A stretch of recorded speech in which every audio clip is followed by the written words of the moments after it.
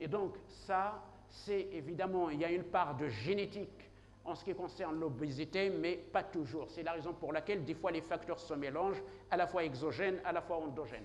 Alors, retenez simplement, c'est le problème de la génétique pour certains cancers. Ensuite, les facteurs exogènes.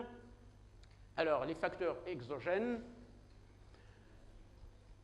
qui viennent de l'extérieur. Eh bien, vous savez que le tabac, c'est indiscutable. Il donne le cancer. Pourquoi? Dans le tabac, nous avons 4000 composés chimiques. Vous avez de l'ammoniac. Alors, si vous dites à quelqu'un, vous fumez, vous buvez de l'ammoniac, il va vous dire, vous êtes fou. Mais oui, pourquoi? Parce que l'ammoniac, les firmes qui commercialisent le tabac l'en mettent dedans pour que justement cette nicotine puisse aller dans l'organisme. C'est comme une sorte de solvant. Et donc la personne, il se sent bien. On va faire la pause tout à l'heure et on va fumer pour se sentir bien pour la deuxième pause.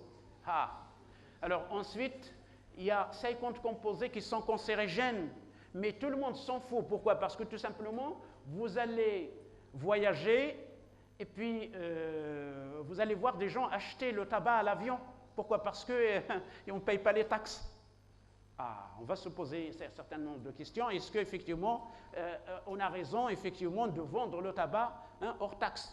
Et donc, par conséquent, la question du tabac ne se pose pas. Je ne vais pas m'y attarder. Ensuite, vous avez l'alcool qui induit ce qu'on appelle une conduite addictive. Conduite addictive, ce n'est pas conduire l'automobile, c'est avoir un comportement. Eh bien, il y a des gens qui boivent et qui rentrent et tapent la femme, les enfants, et ils disent, et ça dérive. Et donc, après, le tabac et l'alcool, c'est la totale, et puis ça ouvre la porte, ces conduites addictives, à toutes sortes de dérives.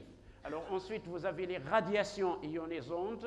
Les radiations ionisantes, vous les avez partout à cause du modernisme. Effectivement, tous ces appareils électromagnétiques, on peut les avoir. Alors ensuite, certains thérapeutiques, puisque vous êtes là pour le médicament, les androgènes et les oestrogènes. Les alkylants, on ne va pas y parler parce que c'est une affaire de cancérologie. Quand on sera initié, on reviendra sur ce que c'est qu'un alkylant ou un acylant. Mais retenez les androgènes et les oestrogènes, vous avez une part de responsabilité qu'on vous délivre ça sans ordonnance, sans contrôle médical. Alors ensuite, il faut toujours parler aux patients de son métier, parce que vous avez des métiers effectivement qui donnent le cancer, comme l'amiante actuellement. Les anciens bâtiments sont bourrés d'amiante. Il y a certains bâtiments maintenant qui sont arrêtés. Pourquoi? Parce qu'il y a trop d'amiante qui donne le cancer, le mésothélium.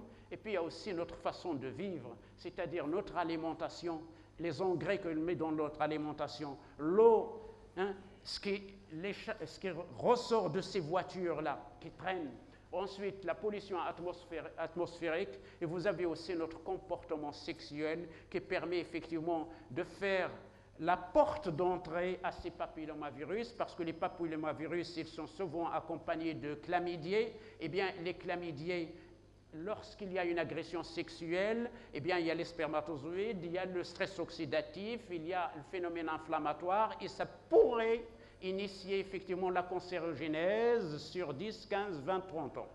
Alors ensuite, vous avez le problème des virus. Alors en général, quand on est en période hivernale, on dit, bon, c'est pas méchant, c'est juste un virus. Eh bien, regardez ce que ça fait, ces fameux virus. Que ce soit un virus qui est lié à notre comportement sexuel, parce que les hépatites peuvent se rattraper par un contact sexuel, l'hépatite B ou l'hépatite C qu'il ne faut pas négliger. Donc, par conséquent, il faut mettre à jour son carnet de vaccination contre l'hépatite B et également mettre à jour si on a des facteurs de risque contre l'hépatite C. Vous avez également les papillomavirus, nous reviendrons dessus, puisque ce sont des oncogènes qui donnent le cancer du col, et vous avez ce qu'on appelle l'Helicobacter pylori, qui fait actuellement des ravages dans la mesure où vous pouvez donner des anti-ulcéreux. Généralement, ça marche dans un premier temps, mais vous allez être embêté par vos patients qui, au bout d'un certain temps, vont vous dire ces anti-ulcéreux ne donnent rien du tout, ne font rien du tout, strictement rien. Eh bien, c'est à ce moment-là qu'il faudrait rechercher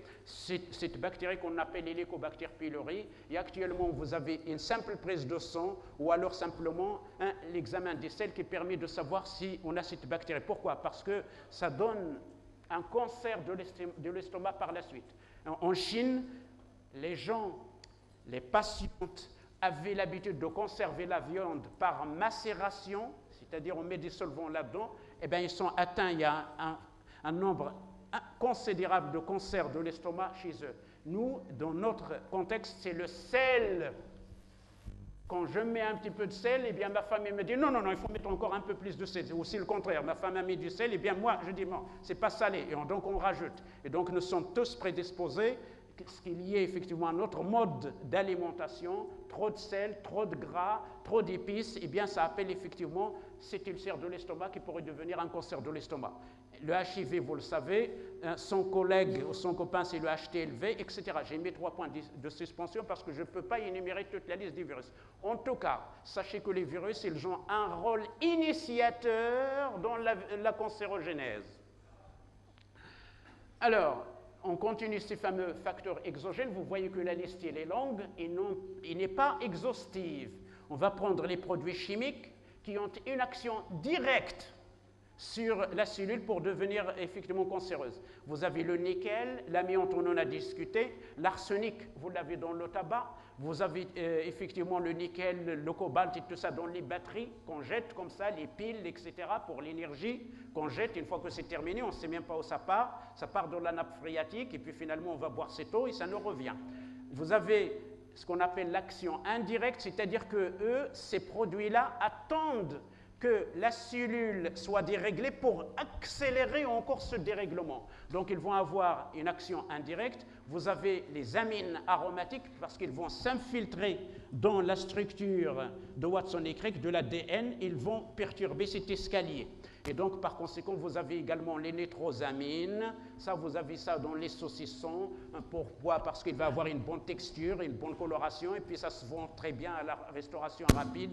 Et puis finalement, on va avoir ces agents cancérigènes. Vous avez également les organochlorés, à savoir les pesticides et les insecticides qui sont fabriqués aux États-Unis et qui sont exportés vers les pays en voie de développement. Il y a actuellement des organochlorés qui sont interdits dans le monde entier et qui sont encore utilisés dans notre pays. Et donc ça, on va le payer très cher.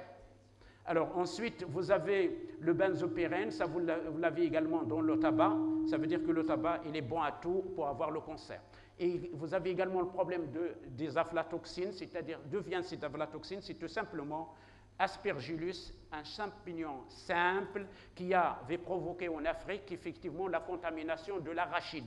Il n'est pas exclu que ça contamine autre chose. Donc par conséquent, quand on achète le blé, le maïs, l'arachide et tout ça, le cacao, tout ça, on se pose la question, est-ce qu'il est contaminé par ces fameuses aflatoxines? Eh bien, ces aflatoxines, ils donnent une spermatogénèse qui est atténuée, les spermatozoïdes sont fatigués, sont épuisés, et il n'est pas exclu effectivement que c'est inclus dans le cancer en Afrique.